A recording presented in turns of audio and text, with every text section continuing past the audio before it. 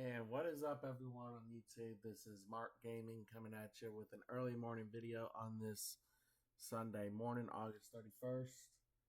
Hope everyone is having a good morning, but for those that are waking up or those that watched yesterday's game, and for those that are Alabama fans, perhaps the morning is not so good. Well, I'd like to talk to you guys for a few minutes about, maybe why you guys shouldn't be freaking out or maybe take losing with a little bit more grace because yesterday, and I've noticed this a lot last year when Alabama lost games last year in their first year without Saban, that I especially noticed it yesterday after they lost to Florida State. Which, granted, I was a little bit surprised about the way they lost to Florida State, but I'll get into more into that in a minute.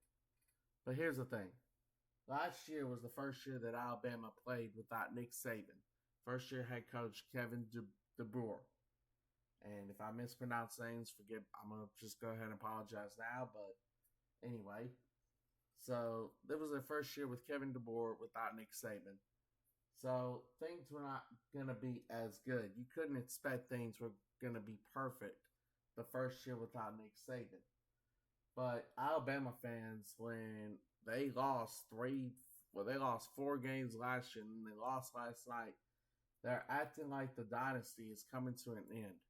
That doesn't necessarily mean the dynasty is coming to an end, but it is going to be hard to replicate what Nick Saban did so well at Alabama because love him or hate him, you got to respect what Nick Saban was able to do at Alabama. The championships he was able to win, the talent he was able to recruit, the teams he was able to build, the talent he was able to send to the NFL.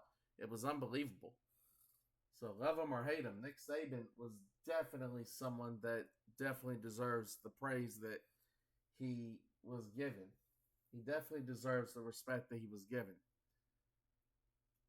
As far as what the future holds for Alabama, they got to do some soul searching. Last year they went 9-4. Granted, they did lose the bowl game and they did miss out on playoffs, but they went 9-4. So it wasn't like it was just a horrible year for Alabama. It was a horrible year by their standards because Alabama fans are not used to losing. They're not used to losing, and so when they do lose, they don't know how to lose with grace. And the only reason I could say that with some authority is because Mississippi State has never just really been that kind of a team. So when you look at it from that perspective, it's like, wow, we wish we could be as good as Alabama. Even on Alabama's worst years, we wish we could be as good as Alabama. Especially as of now. Granted, things may be turning around for Mississippi State, don't get me wrong, but, when you're looking at it from that perspective, it's like, hey, we wish we were as good as Alabama. We wish we were as good as LSU. We want to be as good as some of those teams. But then you look at it from the perspective of Alabama fans, it's like, all we've known our whole lives is that we've won games, we've won championships, we've won conference championships, we've won national titles. We've won, we continue to win, this, that, and other. That's why you see when other teams that have beaten Alabama, they will storm the field. So I don't necessarily 100% condone storming the field. I don't think it's 100% correct, but you got to understand the position these other teams are in, And, Florida State, give them credit yesterday. Castellanos yesterday, or a few days ago, he called his shot. He said Nick Saban couldn't save him. He said that he felt like that they couldn't stop him. And honestly, Thomas Castellanos from Florida State was pretty correct. Most of the yards that Florida State got yesterday came off of Castellanos, and Alabama could not stop Florida State's run game yesterday. So if you're Alabama, after losing to Florida State, I think honestly this next week coming up, you guys are playing Louisiana Monroe next week. That's the game where y'all need to do some soul searching and do preparations because you got Wisconsin coming to town the following week. And if you think they're just going to roll over and make it easy for you guys, think again. Don't forget, you guys gave Wisconsin an ass kicking last year up on their home turf. And don't think Wisconsin has forgot about that. They haven't forgotten.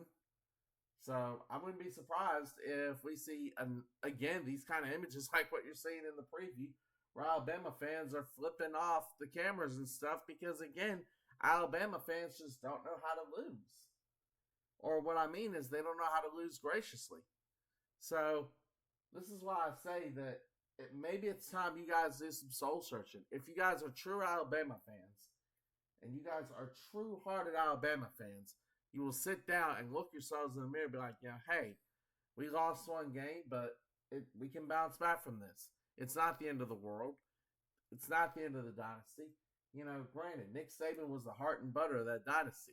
And I'm not saying that his performance will ever be replicated because, let's face it, Nick Saban's historical performance at Alabama will probably never be replicated. But that doesn't mean it's the end of the Alabama Crimson Tide as we know it. That just means it's time to move on, find a new direction, do some soul searching, and get things going in the right direction. Because, geez, the season's still young. Alabama could still easily make the playoffs. The schedule's not easy, but it's not over by a long shot. So, as people would say, dust yourselves off, pick yourselves back up, and try again next week. You got Louisiana Monroe, then you got Wisconsin. So, for a message to all the Alabama fans, stop whining, stop complaining, stop freaking out. The season's far from over. You got plenty of time to turn this around. It's only week 1. That's all I got to say on the issue. Thank y'all for tuning in.